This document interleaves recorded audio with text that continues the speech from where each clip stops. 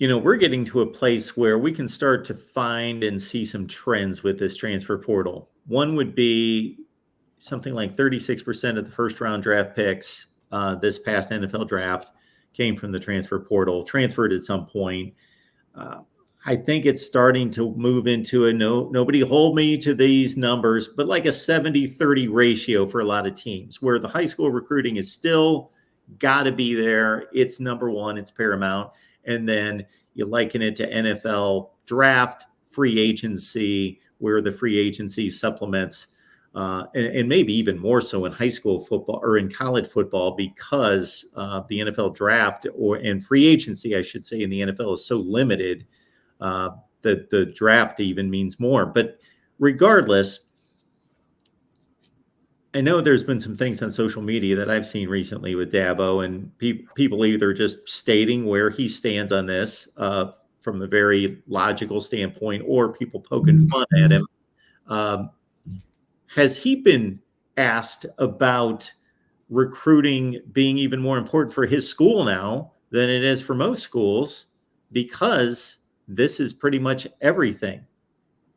I don't know that he's been asked that specifically, that I remember off the top of my head, but he talked a little bit about this back in the spring. He talked about how that's just his philosophy. He was a walk-on, man, and a lot of the way he's created his program and run his program is kind of through his eyes and what he experienced as a player. And he had to earn a scholarship, and that's kind of the way he's made it at Clemson, man. Like if anybody that pays attention to these high school camps he does every summer, man, we've been seeing offers trickle out of these camps the past 2 days, guys going out there and performing in front of the coaching staff and earning offers, by coming through and working out of these camps. And that's just kind of where he is. He wants players that he knows is going to be as committed to his program as he is to them, not somebody he thinks going to come in here and, be here for a year and then try to hit them up for as much money as they can get, or else they're out the door and going somewhere else. That's not the kind of kid he wants. And, I know that's the era we live in, but if you look at some of the guys Clemson has lost in the past 3 years, really Andrew Makuba is the only big impact starter, unless you want to count Bo Collins, which he's a guy I thought was probably going to see his snaps decrease this year regardless. So far, what he's doing is working. He's not losing huge impact guys. He has lost some guys that have, maybe run out of a little, not had enough patience to kind of see it through and get on the field as a sophomore, as a junior. I mean, he lost one after the spring who was a freshman. Guy enrolled early, went through one spring and left, but by all accounts, that was just more of a culture thing. He didn't think he fit the culture, and he wasn't very happy, and nothing to do with money or anything like that. And he moved back.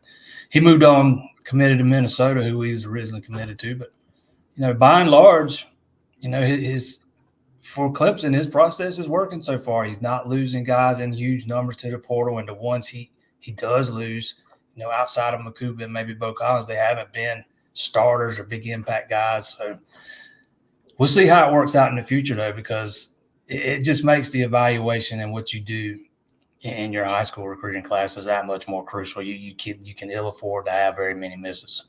You did say something in there, Jason, that is very key to all this that nobody brings up that I hear about. You just did, is that while he doesn't pick up anybody in the transfer portal, most of these teams that are gaining all these transfer portal additions, they're also losing key guys.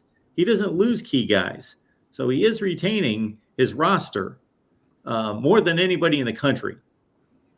Yeah, you look at, wide receiver is a position that gets looked at a lot when you're talking about the portal and transfers and stuff. A lot of fans weren't wanting to add this wide receiver, that wide receiver. And, they just haven't had the room. And if you look at the guys that are kind of left out, Dakari Collins, Frank Latz, and E.J. Williams, it's not like they've gone on to light it up at where they moved to. I'm not even sure any of those guys cracked it too deep. I think Frank Latz is on his third school now. So, I mean, it's not like, and those were big-time guys coming out of high school. I want to say Frank Latson was a 5-star. I think it makes your evaluations that much more important. But, yeah, he's not losing impact guys, and a lot of the guys he does lose, it's not like they're going on and killing it elsewhere. I mean, some of them are going on to have some solid, years, but it's not like a bunch of them are doing that. And with, I think it's Latson, he's going to UMass. One of those players is going to UMass.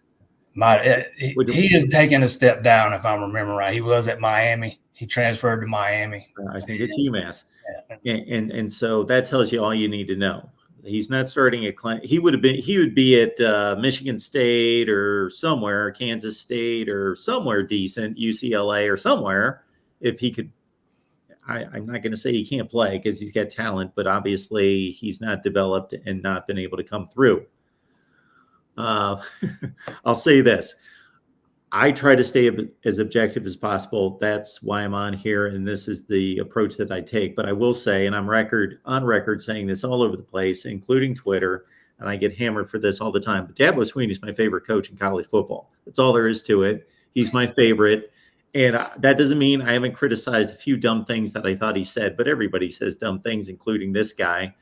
And that has to do with his approach, his values, and so forth and so on. So if anybody's rooting for Dabo to prove that he can do it this way, I am. I would love to see him show that there's still some semblance to college in college football.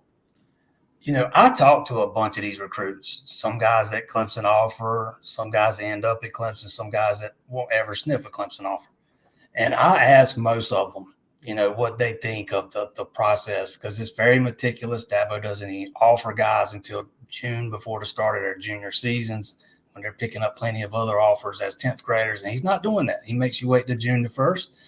And, I think they've handed out about 70 total in the 2025 class, 70. They just don't hand them out to everybody. So I ask most of these kids, how they feel about the process and if Clemson waiting so long to offer, if it hurts them or, helps them. And all of them say that they actually respect the process and that they know that if you get that offer from Clemson, that it means something. It means they not only value your talent, your character, and what you're doing in the classroom. And, he's got it where that offer means a little bit something more. Now, it doesn't mean you land all those guys, but they at least respect the process. There was a Florida State account the other day. I'll say it, Spear Addicts, because he's my guy. He's on our Florida State show, but he was trolling Dabo the other day and threw something up. There was some kind of video that's out there with Dabo dancing with one of his recruits. And, does he look silly? Of course he does. So I would look silly doing the same thing. So the Florida State account was trolling Dabo, and my response was, I love the guy. Just he can be a little cheesy at times, man. I think we could all probably agree on that. But his philosophy is still working. We'll see if it continues to work as we evolve into this new model that we're heading towards. It's funny that their direct competition in the ACC, Florida State, they are the kings. I know they haven't brought in the most transfers, but I got to credit Mike Norvell. He has been the most effective. He has brought in the best transfers. So they're complete opposites. Yeah, Mike Norvell's done excellent work in the portal. I think he saw a roster that needed to be overhauled, and he's found a way to make it work there in Tallahassee, man. He deserves a ton of credit. Dave Dorn, too. I think he did a masterful job in the portal there at North Carolina State over the offseason. All right, we're talking Clemson football. We've got Jason Priester here from, of course, Clemson Insider. There you see the .com reference there, the ClemsonInsider.com.